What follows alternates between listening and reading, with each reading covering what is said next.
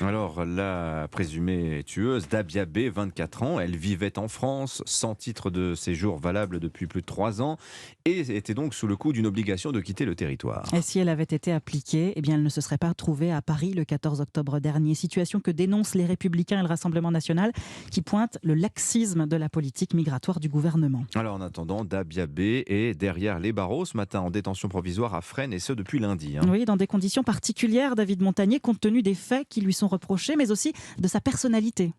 Oui, la suspecte a été incarcérée dans le quartier des femmes de la maison d'arrêt qui compte 170 places environ. Elle a été placée à l'isolement pour la protéger des autres détenus, mais pour la protéger aussi d'elle-même, pour éviter notamment toute tentative de suicide. Alors, 2 expertises psychiatriques et psychologiques seront ordonnées dans le cadre de l'information judiciaire. C'est automatique en matière criminelle.